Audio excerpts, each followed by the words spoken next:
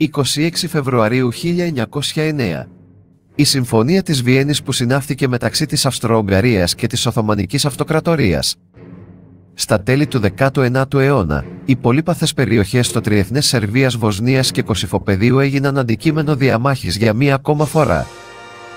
Η χάραξη των συνόρων στην παραπάνω περιοχή είχε πραγματοποιηθεί κατά το Συνέδριο του Βερολίνου το 1878. Τότε θεωρήθηκε ότι οι κεντροευρωπαϊκές δυνάμεις είχαν καταφέρει μία από τις μεγαλύτερες νίκες των τελευταίων ετών. Πολιτικά ο μεγάλος ηττημένος ήταν η Ρωσία, γεγονός που έδωσε την αφορμή για τη δολοφονία του Τσάρου Αλεξάνδρου του Δεύτερου.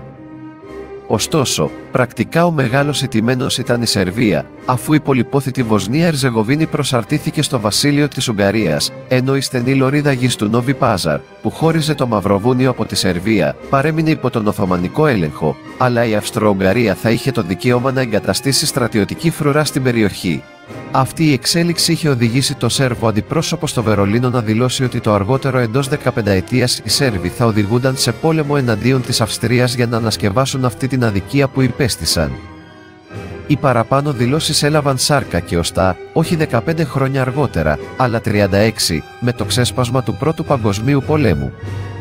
Ωστόσο η διοικητική παρουσία των Μαγιάρων στο Νόβι Πάζαρ είχε έναν ακόμα μακροπρόθεσμο στόχο: την προετοιμασία μιας εκστρατείας προς τα νότια με τελικό προορισμό τη Θεσσαλονίκη.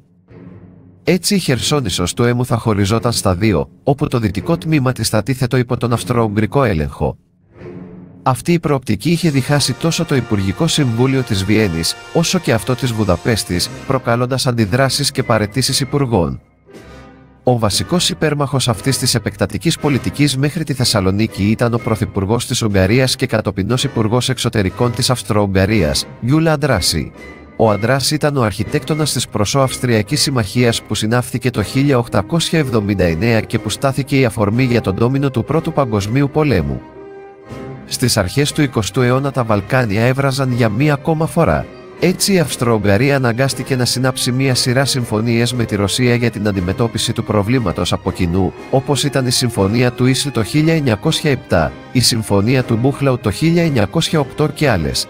Συνάμα οι Σέρβοι εθνικιστές διεκδικούσαν ακόμα πιο έντονα τη Βοσνία Ερζεγοβίνη και την πραγμάτωση της Μεγάλης Σερβίας. Εν τω μεταξύ οι Μακεδονομάχοι διαφάνηκε να επικρατούν έναντι των βουλγαρικών συμμοριών. Στις αρχές του 1908 η Αυστρο-Ουγγαρία ανακοίνωσε την κατασκευή μιας σιδηροδρομικής γραμμής που θα ένωνε τον Νόβι Πάζαρ με τη Θεσσαλονίκη. Έτσι θα δημιουργείται μια νέα εμπορική οδός προς τον νότο των Βαλκανίων, μέσω της οποίας θα μπορούσε συνάμα να επιτευχθεί και η ταχεία μεταφορά στρατευμάτων. Αυτή η απόφαση προκάλεσε νέα όξυνση των πνευμάτων και διεξαγωγή νέων διπλωματικών παζαριών. Η Αυστρο-Ουγγαρία πρότεινε στη Ρωσία την απόσυρση ορισμένων στρατευμάτων από το Νόβι Πάζαρ με αντάλλαγμα η Αγία Πετρούπολη να αναγνωρίσει την προσάρτηση της Βοσνίας Ερζεγοβίνης στην Αυστρο-Ουγγαρία. Εν τω μεταξύ στη Θεσσαλονίκη ξέσπασε το κίνημα των Νεότουρκων το 1908.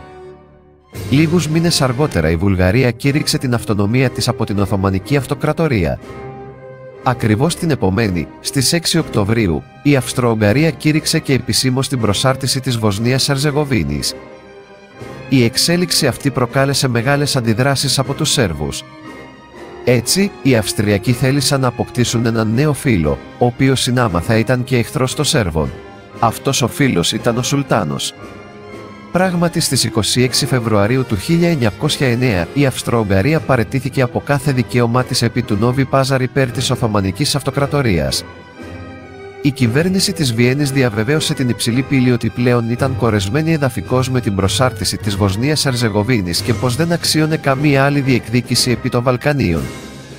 Ουσιαστικά αυτή η συμφωνία επανάφερε προσωρινά το πεδίο των διενέξεων της Σερβίας από την Αυστρο-Ουγγαρία στην Οθωμανική Αυτοκρατορία, καθώς συνάμα αναζωπήρωνε την πολιτική του πανσλαβισμού. Επιπλέον η συμφωνία της Βιέννης είχε μία ακόμα πτυχή. Η Ρώμη, η οποία είχε βλέψει στις δαλματικές ακτές, είδε με καχυποψία τις παραπάνω εξελίξεις. Η προσάρτηση της Βοσνίας Ερζεγοβίνης αποτελούσε μία ευθεία απειλή για τα ιταλικά συμφέροντα.